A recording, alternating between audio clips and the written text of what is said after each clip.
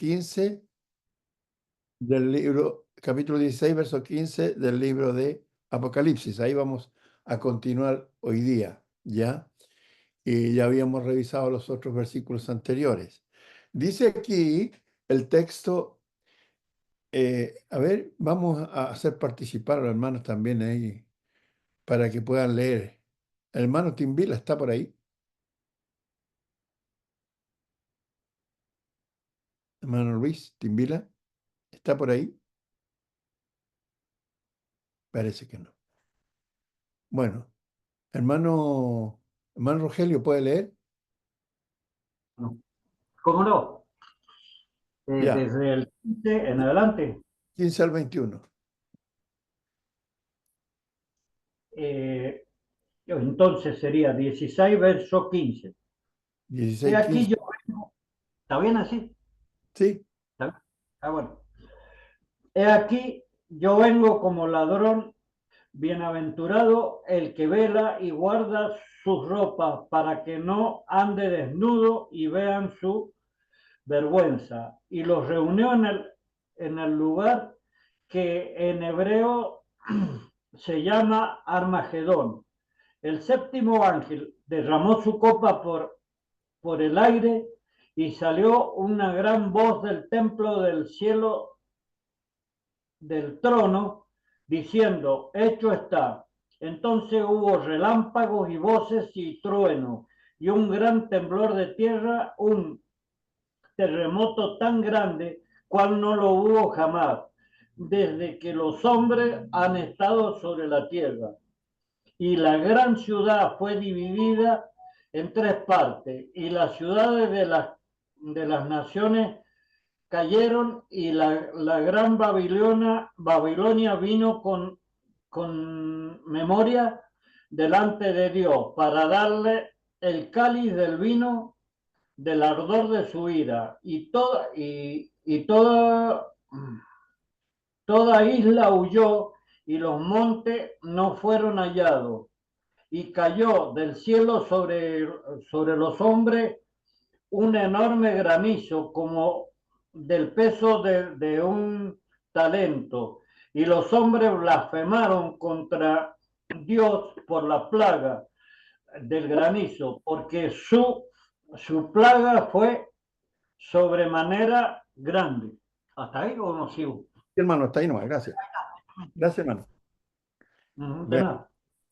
me dio por estornudar también. Bueno, comenzamos entonces en el 15, dice, he aquí yo vengo como ladrón. Esa expresión, como ladrón, semejante, parecido a cómo llega un ladrón en forma sorpresiva, eh, es como vendrá el Señor en el juicio, ¿ya? Hay varios textos en la Biblia que hablan acerca de la venida del Señor en juicio, tanto en juicios parciales como en el juicio final, ¿ya? Y vamos a leer algunos versículos que estaba observando aquí, en el capítulo, en Mateo, perdón, en Lucas 12, 39, estaba leyendo varios versículos ahí yo, que tienen la misma expresión o muy parecida. Entonces dice en Lucas 12, 39 y 40, y dice lo siguiente, a ver, pero sabed esto, que si supiese el padre de familia a qué hora el ladrón había de venir, velaría ciertamente y no dejaría minar su casa. Vosotros pues también estad preparados, porque a la hora que no penséis, el Hijo del Hombre vendrá. Eso es en forma sorpresiva. Está anunciado que vendrá, pero no sabemos cuándo ni a qué hora. Entonces, tenemos que tener mucho cuidado en este sentido. Hay otros textos que, como Primera de Tesalonicenses 5:2, por ejemplo, ya me entró un poquito de resfrío, parece, y me está molestando. Dice el 5:1, dice, Primera de Tesalonicenses 5:1 dice, pero acerca de los tiempos y de las ocasiones no tenéis necesidad, hermanos, de que yo os escriba, porque vosotros sabéis perfectamente que el día del Señor vendrá así como ladrón en la noche. En forma, nuevamente digo, sorpresiva. Eh, Hay otros textos, por ejemplo, en Segunda de Pedro, pero ya está hablando en Segunda de Pedro sobre el juicio final. Dice Segunda de Pedro capítulo 3 en el versículo, a ver, versículo 8 dice así: Oh amados, no ignoréis esto, que para con el Señor un día es como 1000 años y 1000 años como un día. El Señor no retarda su promesa, según algunos la tienen por tardanza, sino que es paciente para con nosotros, no queriendo que ninguno perezca, sino que todos procedan al arrepentimiento. Pero el día del Señor vendrá como ladrón en la noche, en el cual los cielos pasarán con gran estruendo, y los elementos ardiendo serán deshechos, y la tierra y las obras que en ella hay serán quemadas. Entonces, hay varios textos así que hablan acerca de la venida del Señor. Tengo otros aquí, por ejemplo, en Apocalipsis, eh, en Apocalipsis capítulo 3, el mismo libro que estamos estudiando, en el versículo 3 también lo tenía anotado acá yo conmigo, dice, acuérdate pues de lo que has recibido y oído, y guárdalo y arrepiéntete, pues si no velas, vendré sobre ti como ladrón y no sabrás a qué hora vendré sobre ti. Entonces, esto no solamente para advertir a los cristianos de su venida del Señor, no solamente para advertir a los enemigos, sino también para advertirnos a nosotros hoy día que debemos estar preparados, que debemos estar velando siempre, siempre atentos, siempre despiertos, espiritualmente hablando, ¿no? Para que nosotros estemos en espera de la venida del Señor. Acuérdense del texto de las 10 vírgenes también, ¿no? Unas se quedaron dormidas, se dedicaron a descansar, ¿ya? Y las otras estuvieron atentas. Entonces, cuando llegó el Señor, el esposo, unas entraron a la boda y otras se quedaron afuera. Pues bien, nosotros también tenemos que tener ese cuidado, ser celosos. No es solamente eh, para los cristianos, ¿ya? O sea, para la gente de ese tiempo, sino para nosotros también hoy día. Debemos tener el cuidado de no adormecernos, de no aletargarnos en las cosas de Dios, porque sorpresivamente, quizás nos vamos sorpresivamente y vamos a la presencia de Dios. Cuando dice el texto de Hebreos 12, 27, 9, 27, perdón, dice que está establecido para los hombres que mueran una sola vez y después de esto el juicio. Entonces, si nos sorprende la muerte, también nos sorprenderá el juicio si es que no estamos atentos, si es que no estamos despiertos, si no estamos viviendo la vida como cristianos. También para aquellos hombres de aquel tiempo, ¿ya? También para ellos. Y la sorpresa también sería para aquellos que no hacen la voluntad de Dios, y en este caso los, ah, los enemigos de Dios, ¿ya? Entonces, en medio de esta revelación acerca de la batalla del gran día de Dios, del Dios Todopoderoso, Jesús recuerda a sus iglesias y a la iglesia, digamos, digo sus iglesias porque estamos hablando de las 7 iglesias que habían allí en el Asia Menor, que es lo que se llama Turquía hoy día, ¿no? En esa área de la tierra. Y que vendrá cuando menos sea esperado. Cuando la gente esté preocupada de cualquier cosa, entonces llegará el Señor con su juicio. Nadie sabe de, de antemano cuándo vaya a venir el Señor, ni en juicio en el tiempo, ni en el juicio final. No se sabe. Por eso debemos estar siempre preparados. Aquí, donde vivimos, en esta región donde estamos y en el país, en Chile, la gente hoy día se está preparando mucho, porque hay muchos robos. Roban los cajeros automáticos en los bancos. Cuando unas personas van a entrar a su casa en un portón con un vehículo, llegan hombres, qué sé yo, en otros vehículos y los asaltan, le llaman un portonazo, ¿ya?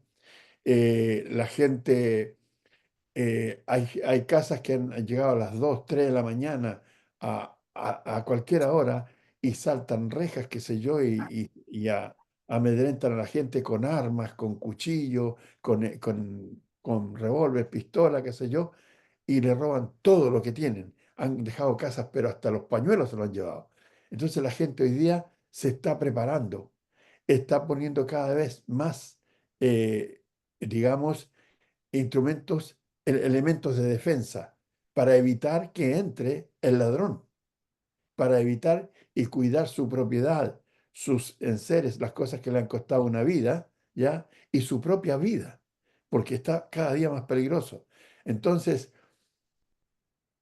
ellos están cuidando la cosa material, la cosa terrenal, pero nosotros debemos estar preparados para cuidar nuestra parte espiritual, el alma, ¿ya? Eso es lo que tenemos que estar, y eso le está advirtiendo el Señor a su iglesia, universalmente hablando, ¿ya? Entonces, nosotros debemos tener cuidado.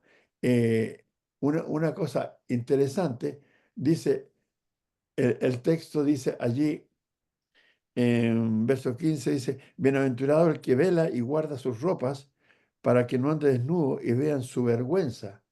El cristiano tiene que estar despierto, tiene que velar a toda hora, estar siempre vigilante en forma continua, ¿ya? Y tiene que cuidar de su vida espiritual diariamente. Aquí donde nosotros estamos viviendo, estamos dentro le llaman condominio aquí, donde hay una sola entrada y la salida ahí mismo, y hay portones con control remoto y cosas de ese tipo. Pero aún estando dentro de este lugar, que se supone que estaría más cuidado, nosotros tenemos que tener rejas muy altas, mucho, muchas concertinas que son unos alambres que tienen muchas hojas bien filudas, así, no sé cómo le llamarán donde ustedes son, ¿ya? Pero tenemos que tenerla. Oiga, pero es que aquí tenemos que tener cuidado, tenemos que protegernos, ¿ya? Porque sorpresivamente puede llegar alguien. Entonces, también tenemos que protegernos y estar vigilantes, tener cuidado de nuestra vida diaria, mantener siempre la pureza espiritual, la limpieza espiritual. Debemos tratar de conservar nuestra alma impoluta, sin mancha. ¿Por qué razón? Porque antes de venir a Cristo teníamos el alma sucia, porque el pecado es eso, una mancha inmunda en el alma. Entonces, cuando vinimos a Cristo y fuimos bautizados, entonces el agente purificador, que es la sangre de Cristo, en el momento del bautismo limpió, ¿ya? Purificó, quitó la mancha de nuestra alma y nuestra alma está limpia hoy día y tenemos que tratar de no volver a ensuciarla, de no volver a manchar esa alma. Entonces, eso es lo que tenemos que tener cuidado. Nosotros hemos leído el capítulo 3, ¿verdad? Y vamos a leer un poquito en el versículo 3 y, y 4, ¿ya? Dice aquí, a ver, ¿hay alguien que pueda leer, que quiera participar también, hermano? Ya, por favor, usted. No sé, ¿es que sale mi audio? ¿Me Sí, ahora escucha? salió, hermano. Salió. Ya, muchas gracias, hermanito Néstor. Eh, Hable suavecito porque estoy medio susceptible, entonces me siento mal y me llaman fuerte. Apocalipsis capítulo 3 versículo 4. Versículos 3 y 4, hermano. 3 y 4 dice la palabra de Dios. Acuérdate pues de lo que has recibido y oído, y Y guárdalo, guarda, y arrepiéntete, pues si no velas, vendré sobre ti como ladrón, y no sabrás a qué hora vendré sobre ti. Pero tienes unas pocas personas en Sardis que no han manchado sus vestiduras y andarán conmigo en vestiduras blancas porque son dignas. Ok, hermanito, gracias. Mire qué interesante. Este es un mensaje a la iglesia en Sardis. Y dice, el Señor conoce las obras de la iglesia allí. En el versículo 1, 3:1 dice, yo conozco tus obras y que tienes nombre de que vives y estás muerto. ¿Ya? Tenía nombre de que vivía porque era la iglesia de Dios, pero estaba muerto porque estaba separándose de Dios. Pero había alguna gente allí que sí conservaba la comunión con Dios por medio de la obediencia a Dios, a sus mandamientos. Entonces, el llamado del Señor ahora es a que la iglesia se arrepienta, ¿ya? Y que empiece a pensar en Dios y acercarse a Dios, se arrepienta y se convierta fielmente a Dios. Dice el 2, sé vigilante y afirma las otras cosas que están para morir, porque no he hallado tus obras perfectas delante de Dios. Cuando uno puede pensar que esto, cualquier mala conducta pasa desapercibida por Dios, ya que no se da cuenta Dios que tenemos un... Es tanto lo que tiene que estar preocupado Dios de tanta gente que ¿qué se va a preocupar de nosotros? De nuestra conducta, de nuestros modales, de nuestras actitudes, de nuestra vida. No, el Señor lo sabe todo porque tiene memoria. Entonces dice, eh, porque no he hallado tus obras perfectas delante de Dios. Acuérdate pues de los hombres, de lo que has recibido y oído. Guárdalo y arrepiéntete, pues si no velas vendré sobre ti como ladrón y no sabrás a qué hora vendré sobre ti. Nuevamente hablamos de la forma sorpresiva. Y luego dice, pero tienes unas pocas personas en Sardis que no han manchado sus vestiduras, o sea, que no se han involucrado ya con el pecado, que no se han, digamos, asociado con la maldad en ninguna de sus formas, que no habían ido, ¿ya? Y se habían mezclado con el Imperio Romano porque hubieron muchos cristianos también y judíos que para no sufrir las consecuencias de servir a Cristo, ¿ya? Y que el imperio los persiguiera, les despojara de sus propiedades, de su vida, de su familia, de todas aquellas cosas que le hicieron tribulación, que los hicieron sufrir, entonces cedieron a lo que el imperio decía, ¿ya? Y otros tantos no lo hicieron. Entonces hubieron cristianos que fueron muy fieles y conservaron la pureza espiritual. No se comprometieron con la idolatría con el imperio de esos tiempos. Entonces dice el verso 4, pero tienes unas pocas personas en Sardis que no han manchado sus vestiduras y andarán conmigo en vestiduras blancas porque son dignas, o sea, porque se lo merecen, porque han trabajado arduamente por amor de mi nombre, porque no han entregado su alma a Satanás, a la bestia, o sea, al dragón, ¿ya? Ni a la bestia Roma, ni a la bestia tercera, a la segunda bestia, que era el, el falso profeta, que representaba la religión vana y falsa y pagana, ¿ya? Entonces, el cristiano que mancha sus vestiduras, o sea, en el sentido, vuelvo a repetir, en el sentido espiritual, que mancha su alma, no va a andar en vestiduras blancas.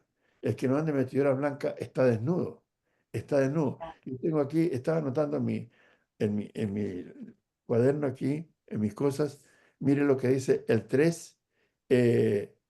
Vamos a leer el verso 16 al 18. Eh, alguien que no haya leído, por favor. Hermano Luis Timbila, ¿está por ahí? ¿No? No sé qué. No, parece que no. El hermano Néstor, ¿está por ahí? Apocalipsis, Ahí ¿desde está, qué ahí número? está ¿Qué el número? hermano. Ya, Apocalipsis, hermano, por favor. Capítulo 3, Cap- verso. Si puede leer desde el 15, mejor, hasta el 18, Apocalipsis capítulo 3. verso Yo 15 al conozco 18. que ni era frío ni caliente. Apocalipsis capítulo 3, verso 15 al 18. Hermano, por favor. La palabra de Dios nos dice, yo conozco tus obras, que ni eres frío ni caliente. Ojalá fueses frío o caliente, pero por cuanto eres tibio y no frío ni caliente, te vomitaré de mi boca. Porque tú dices, yo soy rico y me he enriquecido y de ninguna cosa tengo necesidad. Y no sabes que tú eres un desventurado, miserable, pobre, ciego y desnudo. Por tanto, yo te aconsejo que de mí compres oro refinado en fuego para que seas rico y vestiduras blancas para vestirte y que no se descubra la vergüenza de tu desnudez y unge tus ojos con colirio para que veas. Qué bonito. Gracias, hermano. Muchas gracias. Bueno, aquí, en este capítulo, el capítulo 3, hablando en el mensaje a a la Odisea, ¿ya? Dice el verso 15, yo conozco tus obras. No puede pasar desapercibido delante de Dios las obras de los cristianos, que ni eres frío ni caliente, o sea, eres tibio. Ojalá fuese frío o caliente. Cuando una persona es fría, uno sabe que puede tratar con alguien que está frío completamente, ¿ya? O si está caliente, o sea, dedicado a las cosas de Dios, también puede tratar con esa persona. Pero cuando una persona tiene un doble estándar, ¿ya? No se sabe qué es lo que va a hacer. Y voy a citar el texto del libro de Santiago, en el capítulo 1, en el verso 6, dice lo siguiente. Ya, a ver, el hermano Jaime, ¿puede leer? Por favor, Santiago capítulo 1, verso 6, ya, hasta el verso, a ver, sí, el 6 hasta el verso 8. Bien, hermanito, dice la palabra del Señor, Santiago, capítulo 1, versículo 6. Pero pida con fe, no dudando nada, porque el que duda es semejante a la onda del mar, que es arrastrada por el viento y echada de una parte a otra parte. 7. No piense, pues, quien tal haga, que recibirá cosa alguna del Señor. El hombre de doble ánimo es inconstante en todos sus caminos. Muy bien, gracias, hermano. Lo mismo que está hablando aquí, dice en el libro de Apocalipsis, pero por cuanto eres tibio, ni frío, y no frío, ni caliente, te vomitaré de mi boca. ¿Cuándo uno vomita algo de su boca? Se cuenta la historia, yo he leído, tengo aquí, he conversado a ustedes varios libros que hablan acerca de esto y voy leyendo para formarme una idea completa o lo máximo, lo más cercana posible de lo que significan las cartas y el libro de Apocalipsis. Y entonces dicen algunos historiadores que esta era una región, ¿ya? Donde había mucha riqueza primeramente, y venía gente de muchas localidades y lugares caminando por el desierto, ¿ya? Entonces, dice que cuando encontraban, y tenían que sufrir el calor, el aire solano, decían, ya el viento solano, que traía, era tibio y que tenía mucha tierra, entonces cuando llegaban a algún lugar donde había una poza de agua, ellos le llaman aguadas, ¿ya? Una poza de agua, muchos veían que el agua estaba cristalina y se tiraban de cabeza ahí a tomar agua, pero se encontraban con que el agua muchas veces era tibia, entonces la vomitaban, la repugnaba, porque esperaban encontrar un agua fresca, ¿ya? Exactamente. Entonces, de allí el eso, por cuanto eres tibio y no frío ni caliente, te vomitaré de mi boca. Cuando uno vomita algo es porque no le gusta, como por ejemplo, si a mí me dan a comer betarraga, no sé si conocen la betarraga o la remolacha, una roja así, ya, Sí, no la pongan en la mesa, por favor, ya, porque empiezo, Cabezado. claro, es terrible para mí eso. Entonces, eh, es lo que pasa. Dios no quiere gente tibia, ¿ya? No quiere gente de doble estándar, de doble ánimo. Como leyó el hermano en el capítulo 1 de Santiago, verso 6, dice, em, pero Santiago 1:6 dice, pero pida con fe, no dudando nada, porque el que duda es semejante a la onda del mar, que es arrastrada por el viento y echada de una parte a otra. Y así es el cristiano que tiene dudas, ¿ya? No sabe a dónde va. Y luego dice, no piense que, pues, que en tal haga que recibirá cosa alguna del Señor. el hombre de doble ánimo es inconstante en todos sus caminos. Entonces, el cristiano tiene que ser firme, ¿ya? Y hacer las cosas como Dios manda para que pueda tener la apreciación, ¿ya? Del Señor. Pero un hombre así de doble ánimo, de doble estándar ahí, que anda dudando, ¿será verdad, no será verdad? ¿Lo haré, no lo haré? Que de repente el ánimo está pero fervoroso y de repente está deprimido total, ¿ya? No va con el Señor. Ese mismo libro, en el capítulo 4 del libro De de Santiago. Santiago, en el versículo 8, dice así: acercaos a Dios y Él se acercará a vosotros. Pecadores, limpiad las manos, y vosotros los de doble ánimo, purificad vuestros corazones, porque un hombre de doble ánimo no tiene un corazón puro, no tiene un corazón limpio. Entonces, esa es la advertencia para los cristianos. Estar desnudos significa estar vergonzosos. ¿Se acuerdan de Adán y Eva? ¿No es cierto? Cuando se dieron cuenta que estaban desnudos, ¿qué es lo que hicieron? Se pusieron hoja. Claro, fueron a protegerse, fueron a cubrirse, ¿verdad? Entonces, Ujú. porque es lo que piensa la gente, o sea, y es lo que el pudor les dice, ¿ya? Que tienen que cubrirse. Hoy día la gente no tiene pudor, se descubre más que nada cada día. Entonces, bueno, el punto es cuando dice en el capítulo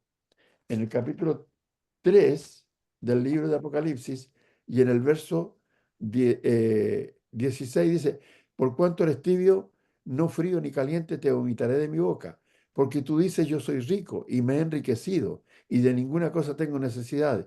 Y no sabes que eres un desventurado, miserable, pobre, ciego y desnudo. Desventurado, un infeliz. Esa es la palabra.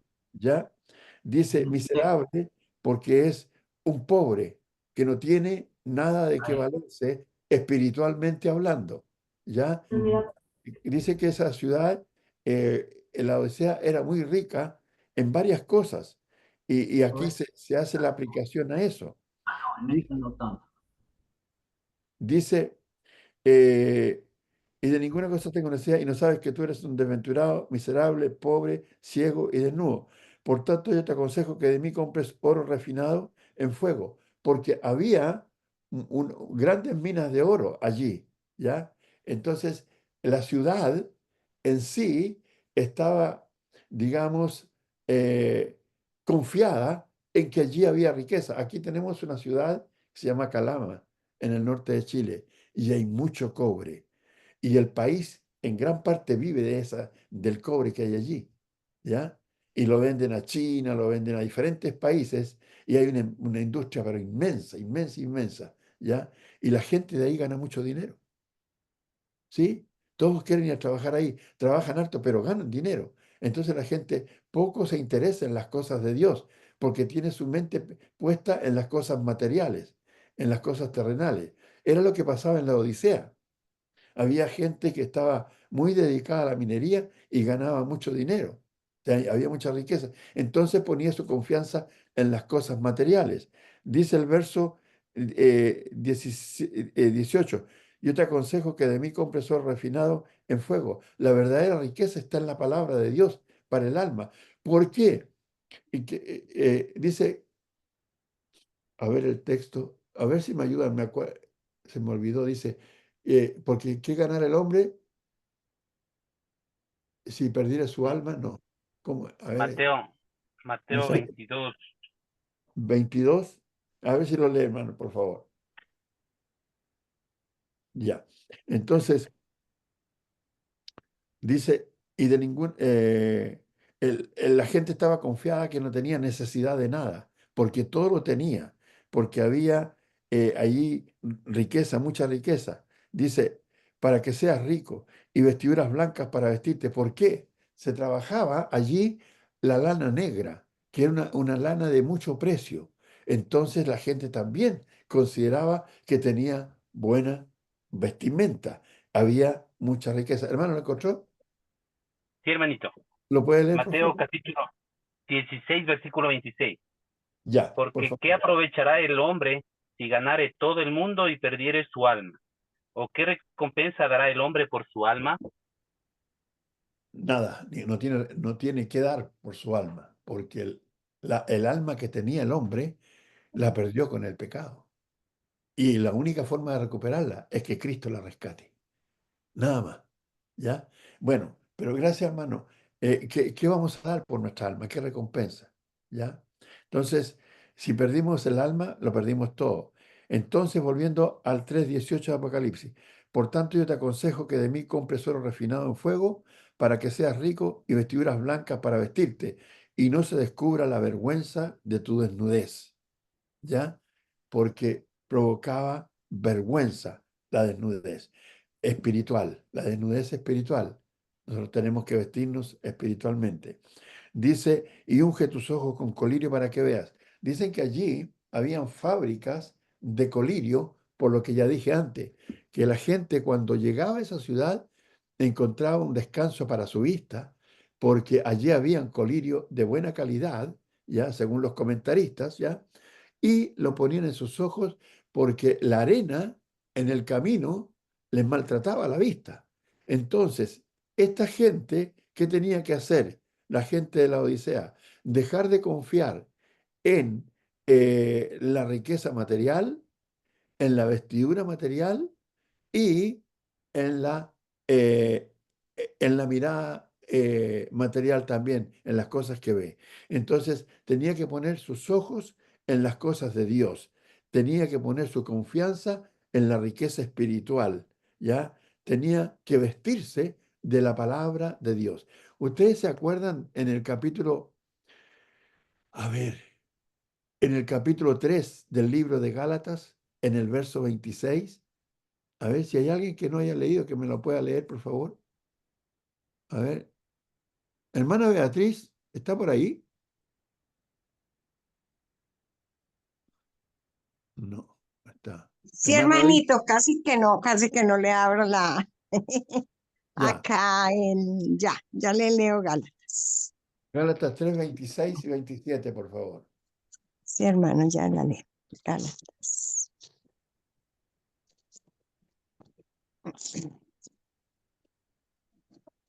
Tres 26 27 dice así. Pues todos sois hijos de Dios por la fe en Cristo Jesús, porque todos los que habéis sido bautizados en Cristo, de Cristo estáis revestidos. De Cristo estáis revestidos. ¿Quiénes? Los Amén. que han sido bautizados en Cristo. Entonces, la vestimenta, yo leía el otro día esa palabra, revestidos, en los diccionarios, dice estar dentro de, ¿ya? Entonces, cuando uno se viste, entonces entra en la ropa que lleva, ¿verdad? Entonces, cuando uno se bautiza, el vestuario que luce ahora es el vestuario de Cristo. Cristo es nuestro vestuario. Tenemos que lucir a Cristo en nuestra vida diaria. Esta gente que estaba en la Odisea no estaba siguiendo esa línea de vestidura. Hay muchos hombres que hoy día hacen ropa, digamos, de diferentes marcas, Versace, Adidas y otros tantos, ¿ya?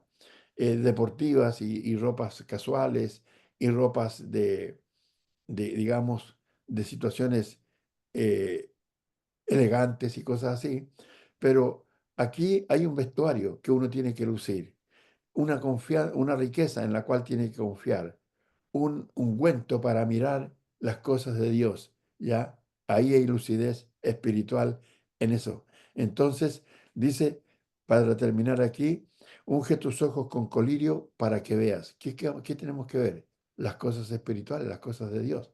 Entonces, volviendo atrás al capítulo 16, verso 15 del libro de Apocalipsis, vuelvo a leer, dice, he aquí yo vengo como ladrón, bienaventurado el que vela y guarda sus ropas para que no ande desnudo y vean su vergüenza. Eso es lo que tenemos que tener consciente nosotros, ¿ya? 16 dice, y los reunió en el lugar que en hebreo se llama Armagedón.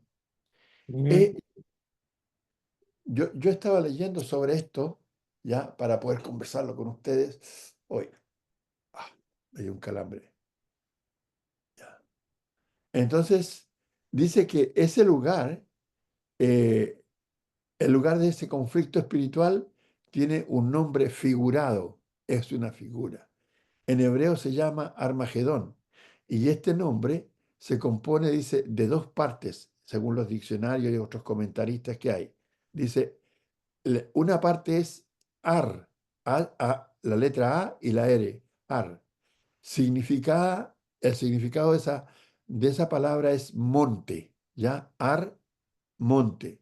Y Magedón, de Megiddo o Megido, una ciudad con aldeas. Y estaba allí, aparece allí en el libro de Jueces. Voy a leer ahí en Jueces 1, ¿ya? En el libro de Deuteronomio, Josué, Jueces, después Josué, Jueces. Vamos. En el capítulo 1, ¿ya?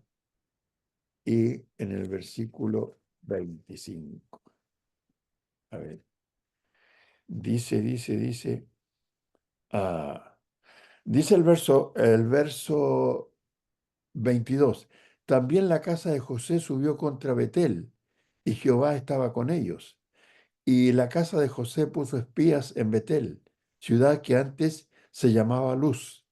Y los que espiaban vieron a un hombre que salía de la ciudad y le dijeron, muéstranos ahora la entrada de la ciudad y haremos contigo misericordia. Y él les mostró la entrada de la ciudad y y la hirieron a filo de espada, pero dejaron ir a aquel hombre con toda su familia. Y se fue el hombre a la tierra de los Eteos y edificó una ciudad, la cual se llamó Luz, y este es su nombre hasta el día de hoy. A eso se refería cuando dice Armagedón. La ciudad se llamaba Luz, ¿ya? Y el nombre pues quiere decir monte de Megido o de Megiddo, como quieran verlo allí. Entonces, es una figura de una batalla. No quiere decir que va a haber una batalla allí en el día del juicio final, como algunas denominaciones lo dicen, ¿ya? Entonces, literalmente eso es. Pero, ¿qué simboliza? ¿Qué simboliza? Cómo Gehema literalmente es un valle al este de Jerusalén donde se quemaba basura, ¿ya? Pero representa el tormento eterno. Así es que Armagedón literalmente era un campo de batalla, de una batalla decisiva. Y en el capítulo 5 del libro de Jueces, dice en el versículo 19, dice, vinieron reyes y pelearon, entonces pelearon los reyes de Canaán en Taanac, junto a las aguas de Megiddo, mas no llevaron ganancia alguna de dinero. Era un lugar, como dicen algunos comentaristas, donde se solía usar para hacer batallas, ¿ya? Pero esto representa la batalla decisiva entre Dios y las fuerzas de Satanás. Se habla de Armagedón, se habla de Megiddo, de la ciudad Luz, porque allí se hacía este tipo de batalla. Pero es una figura para referirse hoy día en el Nuevo Testamento y en Apocalipsis a la batalla de Dios contra la fuerza de Satanás. Sabemos que Dios va a triunfar, que Dios tiene el poder para hacerlo y que el diablo no tiene la capacidad ni la fuerza para vencer y tampoco sus ángeles. ¿Se acuerdan ustedes que leíamos en el capítulo, si no me equivoco, el 12 el libro de Apocalipsis, en el verso 6, verso 7, dice Apocalipsis 12:7. Después hubo una gran batalla en el cielo. Miguel y sus ángeles luchaban contra el dragón y luchaban el dragón y sus ángeles, pero no prevalecieron ni se halló lugar para ellos en el cielo y fue lanzado fuera el gran dragón, la serpiente antigua que se llama Diablo Satanás, el cual engaña al mundo entero. Fue arrojado a la tierra y sus ángeles fueron arrojados con él. Entonces, siempre que han habido batallas, el triunfador siempre va a ser Dios. Ahora, esta batalla o esta situación representa la batalla decisiva entre Dios y las fuerzas del mal, las fuerzas del pecado de Satanás. Esta batalla fue empleada, dice, en los primeros siglos, cuando Dios destruyó a aquel imperio romano que era la bestia bajo el control de Satanás. El imperio romano era la bestia, ¿ya? Y había otra bestia, ¿se acuerdan del capítulo 13, verso 1 y verso 11? Había otra bestia, pero la otra bestia representaba la mente de Satanás, que era el falso profeta, que era la falsa doctrina, que era toda la filosofía que el hombre puede desarrollar para alejar al hombre de Dios. Ya la mente de Satanás, la falsa religión, ya la filosofía y las teorías y las cosas que no son de Dios. Entonces, cuando Dios destruyó a aquel imperio romano, que era la bestia bajo el control de Satanás, fue cuando se ejecutó esta batalla. ¿Qué más? Fue un juicio terminante contra Roma, fue una copa de ira, fue una batalla en el tiempo, cuando Cristo venga la segunda vez, no va a haber ninguna batalla, porque muchos denominacionales están esperando que venga una batalla y hablan de este texto del Armagedón y dicen que allí va a ser una batalla física, literal. No es así, ¿ya? Aplicar la llamada batalla del Armagedón a una cierta batalla literal en el fin del tiempo es ignorar el mensaje principal de esta revelación y torcer muchos pasajes del Nuevo Testamento que no son nada simbólicos, sino literales, ¿ya? Entonces, eso es algo que debemos tener en cuenta, que debemos considerar, ¿ya? Son textos que debemos tener en conciencia. ¿Qué más podemos decir hoy día de esto? A ver. El séptimo ángel, 17, el séptimo ángel derramó su copa por el aire y salió una gran voz del templo del cielo, del trono, diciendo, hecho está. El texto, dicen los comentaristas que el texto griego dice sobre el aire. Y tengo aquí la versión de las Américas, de la Biblia de las Américas, donde dice eso. El significado simbólico de el aire puede verse en el uso de la palabra en Efesios 2.2. ¿Se acuerdan de Efesios 2.2? El 2.1 dice, Efesios 2.1 dice que Dios nos rescató.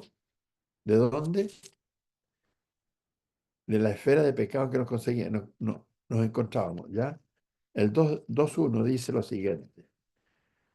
Y Él os dio vida a vosotros cuando estabais muertos en vuestros delitos y pecados, en los cuales anduvisteis en otro tiempo, siguiendo la corriente de este mundo, conforme al príncipe de la potestad del aire, el espíritu que ahora opera en los hijos de desobediencia. El espíritu, dice, el simbolismo de este uso del aire tiene que ver con la potestad del aire, o sea, con Satanás. La quinta copa fue derramada sobre el trono de la bestia. Y esta copa es derramada sobre el dominio del diablo mismo. Y se simboliza todo el territorio en que viven los hombres que hacen la voluntad de él. Y ha venido bajo el castigo de Dios. Entonces, son cosas que vamos a ir viendo. Salió una gran voz del templo, dice, del cielo, del trono, diciendo, hecho está. Las copas han sido derramadas. Dios ha hecho caer sobre el mundo impenitente su castigo completo. Se les revela a los pobres cristianos del primer siglo, perseguidos algunos hasta la muerte física, que Dios ha destruido a la Roma pagana. El paganismo tiene que pagar su cuenta, porque así como hizo sufrir a los cristianos, entonces también va a sufrir ellos ahora. Así pasa con el Imperio Romano, así pasa con Satanás, así pasa con la primera bestia, con la segunda bestia. Tenemos hasta ahí, hasta el verso 17. Si Dios lo permite, la próxima semana vamos a continuar con el verso 18. Hermano Jaime.